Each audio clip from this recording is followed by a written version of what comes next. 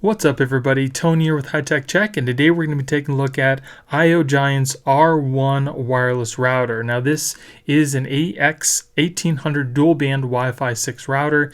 You can pick this up offline right now. I will be putting a link in the description in case you guys want to pick it up yourself. And if you guys like me and you want to support my channel, please use those links because it helps me keep purchasing products to do reviews for you guys. Now I do want to thank ioGiant for sending this out to me so I could do this review for you guys today. This is a brand new product that they just released, so we will be going over all the specifications. Then I'm going to go ahead and go over the application that you can use with this for setup, and then we're going to do some speed tests. So again, like I said, let's go over some of the specs. So this does use a Broadcom quad-core 1.5 gigahertz CPU. Again, it has Wi-Fi 6, which can do a total of 1800 megabits a second. It can do simultaneous speeds of 1201 megabits on the 5 gigahertz channel and 574 megabits on the 2.4 gigahertz channel. The Wi-Fi channel width is 20, 40, 80, and 160 megahertz. The 160 megahertz can deliver up to 1 gigabit per second speeds. It has a target to wait time technology which saves battery life on connected smartphones and tablets. It has 4 6 decibel antennas with an independent wireless signal amp to boost Wi-Fi coverage. It has BSS Color Tech, which reduces interference from neighboring routers. It uses beamforming, which will focus the Wi-Fi signal strength towards your Wi-Fi devices for a stronger and more stable connection. It also has 4 streams using MU-MIMO, which is multi-user, multi-input, multi-output, which allows multiple users to access the router's Wi-Fi without congestion. All of the ports on this router are gigabit and compatible with any wired Ethernet or 1802.11ax, AC, ANG-NB wireless devices. It also has the latest WPA3 encryption for secure network privacy, smart parental controls and security, and it's easily set up using an app, which again I will be showing you. So first, let's go ahead and see what you get inside the box. So here we have our manuals. Here we have an Ethernet cable, which looks like Cat5e. And here we have the power adapter. Okay, so here is the router itself. It does have a very glossy finish on it, and here are those 4 antennas.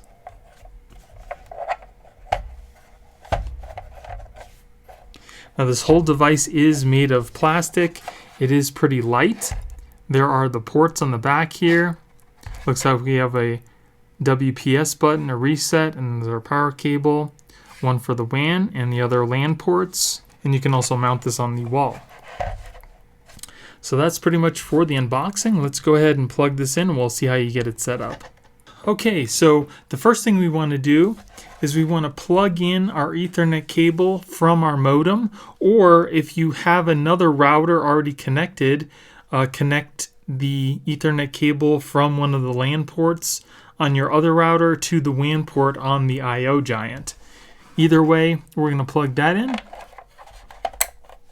Then once that's plugged in, we'll go ahead and plug in our power. As you can see, the little green LED light is blinking there. So now we'll wait a few minutes for that to boot, and then we'll go over to our phone and download the application. So as you can see in the App Store of my iPhone 12, there is the ioGiant Wi-Fi app. We'll go ahead and download that and then open that up. Go ahead and click OK for these and allow. So now what we want to do is go into our settings, go into our Wi-Fi. So as you can see here, there is the ioGiant 5G and 2.4 gigahertz Wi-Fi signals. So now what we need to do is click on one of those. I'm going to go ahead and click on the 5G. Then we're going to enter the password that is found on the underside of the router. So now we'll go ahead and go back to the app. Okay, so we're going to pick our ISP type, which is going to be normal. As you can see, for the other connection types, you can do the PPPoE, keep it on DHCP, or do a static IP. Here you can change your Wi-Fi names.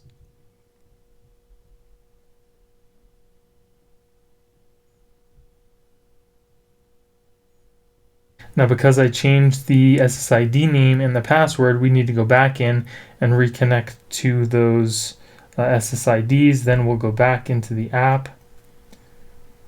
As you can see, it does find the router. We'll go ahead and control now. Put in our password. Here are the devices that are connected. As you can see, my iPhone is connected to the 5 gigahertz. And then if we click on the iPhone here, you can see that you can set a speed limit. There are parental controls and some information for that device. This device does not have a USB port, so we can't use the storage. We'll go into Tools. Here we have our internet info.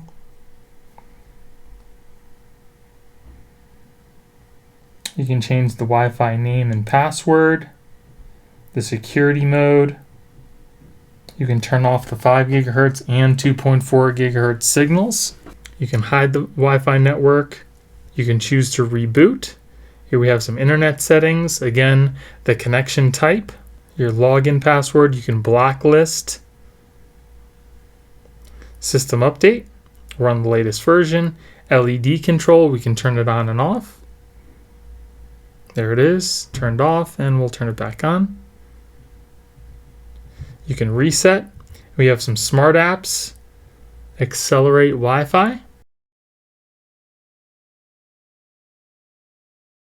Okay, optimal status. We can have a guest network. We can turn that on and off. Make a special SSID for that. You can make it valid for a certain amount of time and limit the bandwidth. That's pretty nice in case you don't want your guests sucking up all your bandwidth and you're playing some Call of Duty or something. Wi-Fi schedule. Transmission power. Current high. I always keep mine on high because I want the best transmission power. And security check. So that's pretty cool. Help you keep your system secured.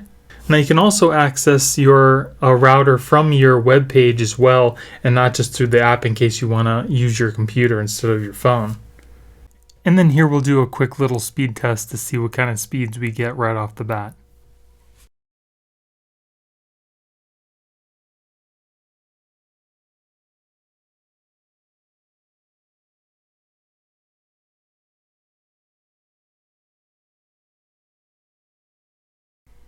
And this is all using CenturyLink's fiber internet.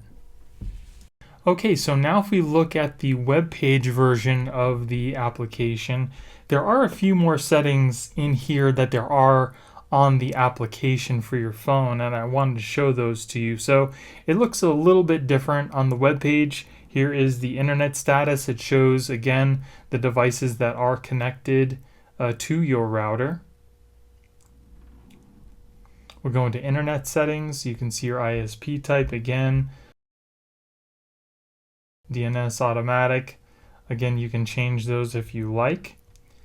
Here's your Wi-Fi settings. Now here we see the OFDMA and AP mode, which I didn't see on the application. So here, Wi-Fi name and password, that's normal. The Wi-Fi schedule was also on the app. Wireless repeating. We didn't see that on the app either, which is here if you want to do that. You can turn on the repeater mode, channel and bandwidth. So you can see here you can change the different channels, your Wi-Fi bandwidth. You can change the network mode, which is pretty cool.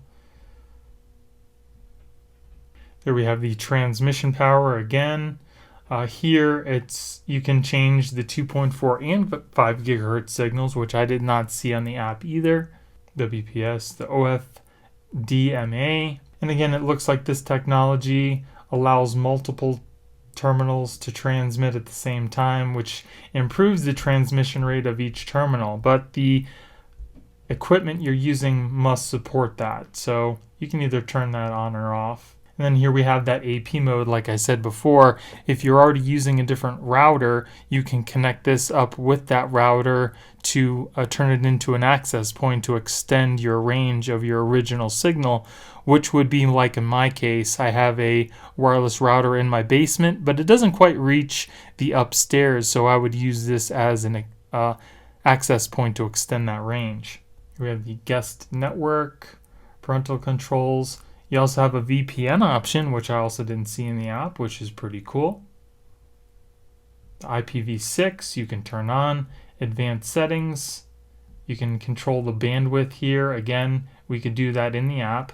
There's the IPTV. ioGiant Wi-Fi app. You can enable that, which we were already using. There's LED control, filter MAC addresses. It's pretty nice. You can enable a firewall, your static routing, DDNS, your virtual server, DMZ host, and the UPnP. And then we have system settings here. Here's your LAN settings. You can change the IP of your router.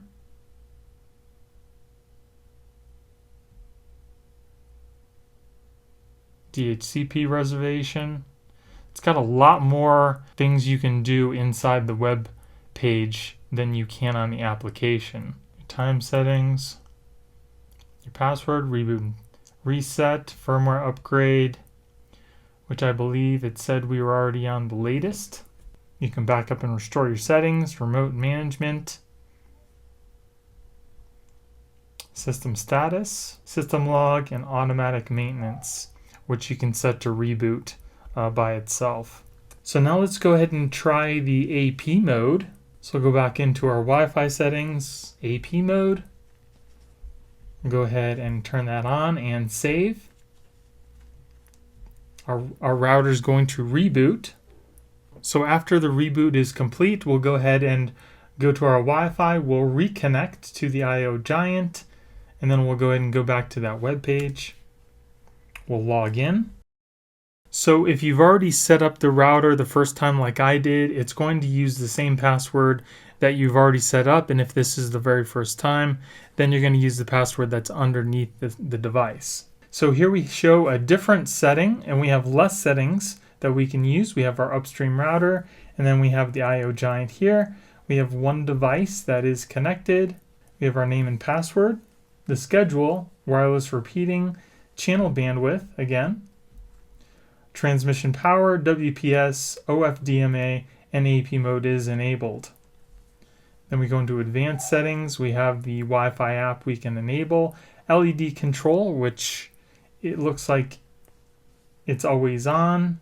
You can make a schedule or always off, filter MAC addresses, and then the system settings again. So we have a few different things that we got taken away because of the AP mode, but again, this is not your main router. It's just extending your existing router's Wi-Fi signal. So now we'll go ahead and go into our iPhone. Go ahead and connect to the ioGiant again. So we are connected. We'll go ahead and do a speed test.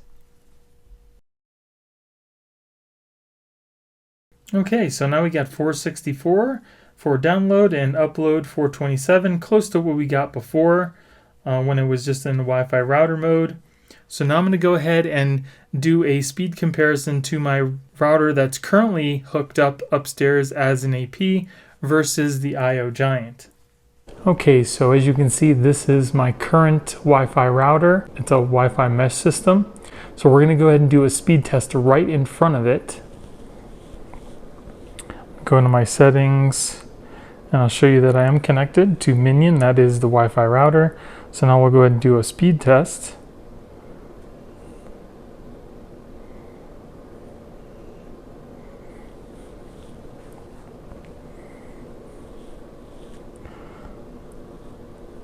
So you can see the speed kind of dropped way down there. Okay, so we got 88.7 for the down and 293 for the up. We'll just do one more test just for consistency. So it did a little better that time. We got 135 for the down and 311 for the up. Now again, this is probably, and I would probably say maybe 4 feet away from the router. So now we're going to go ahead and go outside my house and we'll do a speed test there.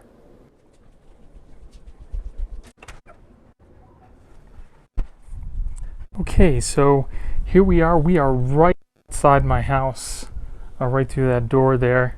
So just to show you, we'll go back into Wi-Fi. Again, we are still connected. It looks like we have about 3 bars of signal, and we'll do another speed test.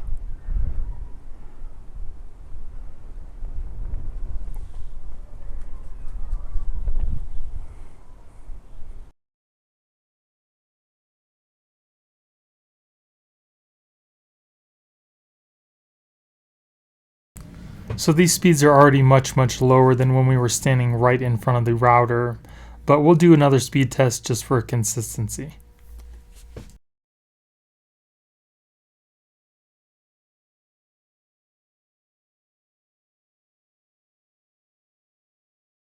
So now with this test, the download speeds went up a little bit and the upload speeds went down a significant amount. So it's still really not good. We're really not that far away from the router inside, but now we're going to go back inside and connect up the ioGiant router, and we'll see what kind of speeds we can get from that. Okay, so as you can see, I have replaced my other router with the ioGiant Wi-Fi router. So now we're going to do a speed test right in front of it like I did with the other one. As you can see, I am connected to the 5 gigahertz channel.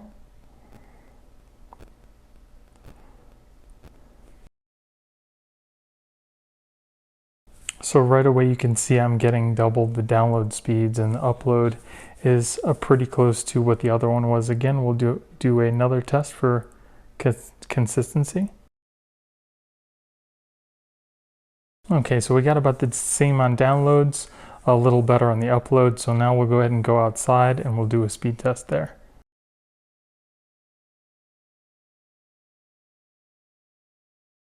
Okay, so we're in the same spot as we were for the MeshForce router. So now we'll go ahead and show you that I'm still connected. See the 5 gigahertz channel there. We have a couple bars, and then we'll go back and do a speed test.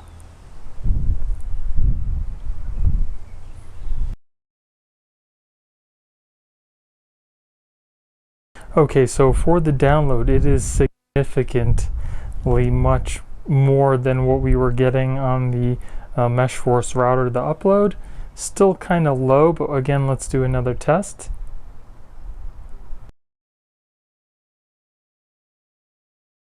So again, that's pretty consistent. The download 120, way better than the MeshForce router. Upload still kind of low. I'll look into it and I'll do another test to see if I can make it a little better. So here I did another test with my wife's Samsung Galaxy S21 Ultra, and here I want to show you I am connected to the ioGiant 5 gigahertz, and it shows a little 6 next to the Wi-Fi channel, and that means it's connected using the Wi-Fi 6. So now I went ahead and I'm going to do a speed test, and we'll see if there's a difference here. Okay, so we are still connected to Wi-Fi 6.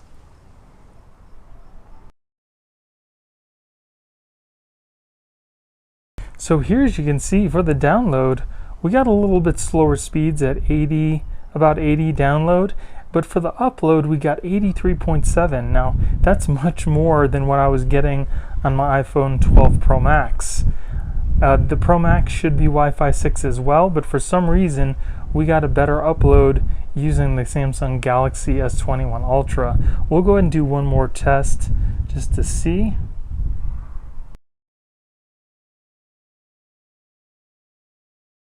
So now on this test, we did get a much better download speed at 119, which is comparable with the iPhone, but for the upload, we got about 65.7, 66.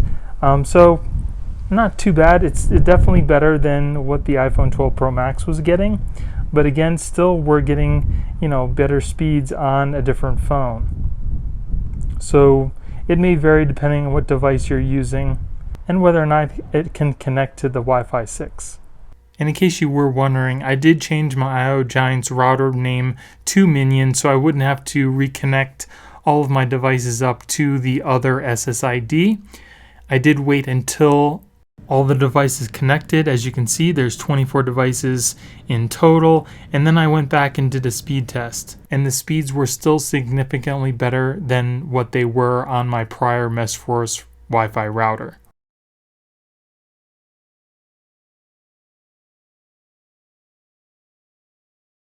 So now I've been using the ioGiant now for probably the past week and a half, and I really have to say that it has definitely improved my Wi-Fi quality over the past Wi-Fi mesh system that I was using. I haven't had any speed issues. The speeds have actually been super consistent, way more consistent than the Wi-Fi mesh system that I had, and I don't have any dead spots in my house because this pretty much blankets the whole top floor. It's super simple to install and easy to use, and it doesn't cost a lot of money. So if you're looking to upgrade your router, or maybe you're having some problems with the one you have right now, I definitely recommend giving this one a go. And I can honestly say it did improve my Wi-Fi coverage and speeds over the one I was using prior to this. So I will be putting a link in the description in case you guys want to pick this up yourself. And if you guys like me and you want to support my channel, please use those links because it helps me keep purchasing products to do reviews for you guys. So I hope you guys enjoyed the video. If you did, give me a thumbs up. Don't forget to subscribe and hit that little notification bell to let you guys know when I put out new videos. Thank you guys for watching. I hope you have a great day, and I'll see you in the next one. Later.